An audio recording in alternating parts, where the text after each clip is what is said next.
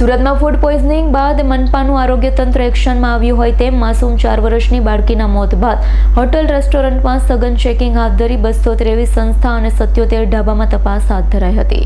Food પોઈઝનિંગની ઘટનાએ સુરતના આરોગ્ય અને ફૂડ વિભાગને દોડતું કરી દીધું છે. માસૂમ 4 વર્ષની બાળકીના મોત બાદ શહેરની ખાણીપીણીની સંસ્થાઓમાં સઘન તપાસ શરૂ કરવામાં આવી. પાલિકાના આરોગ્ય અને ફૂડ વિભાગે વધુ 223 હોટલ રેસ્ટોરન્ટ ઉપરાંત 77 ઢાબામાં ચેકિંગ હાથ ધર્યું. તપાસ દરમિયાન 765 કિલો જેટલો ખાદ્ય જથ્થો નાશ કરવામાં આવ્યો.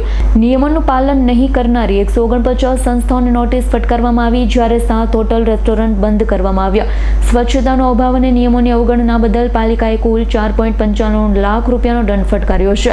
શહેરમાં ખાણીપીણીની સંસ્થાઓ સામે તપાસનો ધમધમાટ હજુ પણ યથાવત. જી સર, આપનું નામ ને કાલે કઈ પ્રકારની કાર્યવાહી રહી? S Patel, food safety officer, Surat municipal corporation.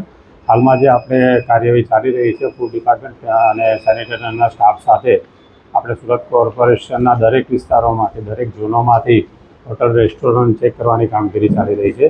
એમાંથી આપણે કાલે હોટલ રેસ્ટોરન્ટ એમાં ધાબા એવી સંસ્થાઓ 300 જેવી સંસ્થાઓ ચેક કરવામાં આવી અને એમાંથી 149 જેવી સંસ્થાઓને નોટિસ આપવામાં આવી અને 7 સંસ્થાઓ એવી હતી કે જેમાં પ્રોપર અનહાઇજેનિક હોવાથી એમને બંધ કરવામાં આવી છે અને આશરે 750 કેજી અખાદ્ય પદાર્થોનો નાશ કરવામાં આવ્યો છે અને 4,95,000 જેવો અમને વહીવટી ખાતે દંડ વસૂલ કરવામાં આવ્યો છે. Bureau report S9 news Surat. અમારી તમામ માહિતીથી અપડેટ રહેવા માટે જોડાયેલા રહો S9 ન્યૂઝ સાથે.